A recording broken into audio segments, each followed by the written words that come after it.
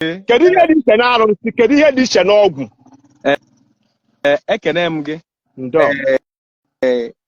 ka m dogodo onye ọbụla anya first of all ọ gịnị bụ alụsị ịma na ụfọdụ na-ejeralize both ma mmụọ si na nakunite and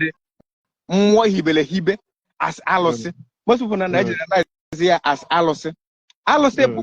ya bụ mmụọ anyị bụ mmadụ ji aka hibe iji nyela ha aka ichekwa ngwule anyị ichekwa obodo anyị